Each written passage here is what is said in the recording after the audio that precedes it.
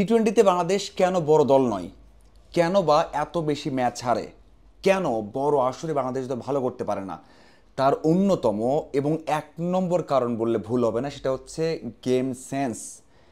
একটা ম্যাচের সময় আপনি কিভাবে ব্যাট করবেন, কখন আপনি চার ছক্কার জন্য খেলবেন, কখন পার্টনারশিপ বিল্ড আপ করবেন, কখন বল ডট দেবেন, এই জিনিসটা বাংলাদেশের বেশিরভাগ ব্যাটাররা জানেন না।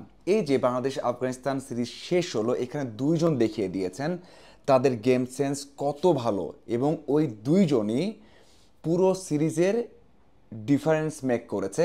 তারাই সিরিজটা জিতিয়েছেন। দেখুন, অন্যদের মধ্যে এই দুজনের পার্থক্য সেখানে ফুটে উঠেছে। প্রথমত, সাইফ হাসান সবশেষ ম্যাচে বাংলাদেশ দল যখন পরপর দুইটা উইকেট হারালো, মানে 14তম ওভারে মুজিব এসে জাকের এবং আউট করলেন শামীমকে পরপর দুই বলে। তখন বাংলাদেশ দল যদি আরও একটা উইকেট হারিয়ে ফেলতো, সাইফ অথবা সোয়ান আউট হতো, তাহলে কিন্তু অনেক বড় একটা প্রেশারে পড়ে যেত। ওভার তো অনেক আছে, বল তো অনেক আছে না, আমাদের হাতে ছিল 6 ওভারে রান করতে হবে, প্রায় প্রত্যেকটা বলে রান করলেই হবে 36 বলে 38 বা 39। সেই সময় যদি একটা ওভার মেডেন যায় তাও তো সমস্যা নেই। ওই সময়টাতে বাংলাদেশ দলকে প্রেশারে ফেলার জন্য রাশিদ খান বল করতে এসেছিলেন, যিনি কিনা 1 ওভারে 1-2 উইকেট নিতেই পারেন ওই সময়টাতে, যেমনটা করেছেন প্রথম এবং দ্বিতীয় ম্যাচে।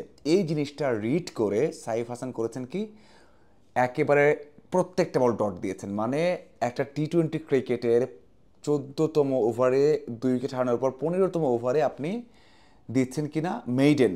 আপনি যে কোনো ব্যাটারকে বলবেন যে এটা খুব খারাপ কাজ, করার দরকার নেই, কিন্তু সাইফ জানেন যে এই ওভারটা যদি মেডেন যায় সমস্যা নেই, পরে 5টা ওভারে 33-34 রান বা 35 রান করতে হবে, সেটা তো সমস্যা নেই। এবং সেই কাজটাই করেছেন, একেবারে মেইডেন দিয়ে দিয়েছেন এবং ম্যাচটা বাংলাদেশ দল 2 ওভার আগে জিতে গেছে।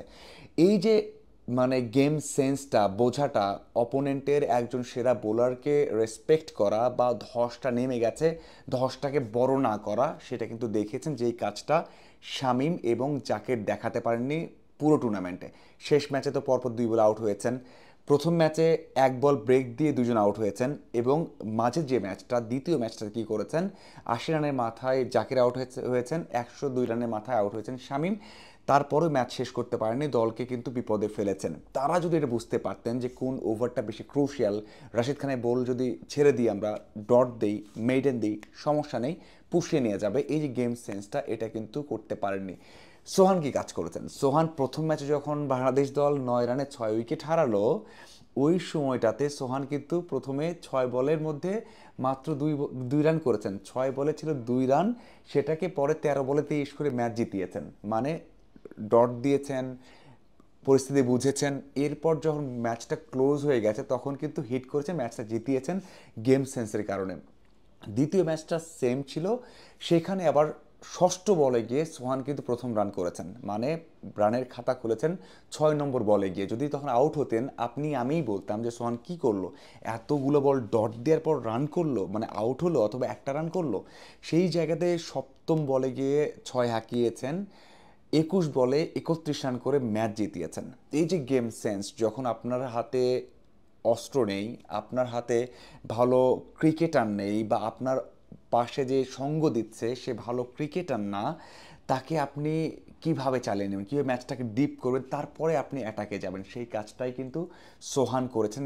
গেম সেন্সে বাংলাদেশ দলকে এগিয়ে নিয়েছেন। এই দুজন ক্রিকেটারের এই যে গেম সেন্স, 3টে ম্যাচেই এই দুইজনের ইম্প্যাক্টটা অসাধারণ, এবং দুজন বুঝিয়েছেন গেম সেন্সটা। হ্যাঁ, আপনি আমি হয়তো বা বলতে পারি ওই যে 1 ওভার ডট দেওয়ার পর বা মেডেন দেওয়ার পর হেরে গেল বাংলাদেশ দল, খারাপ হয়ে গেল।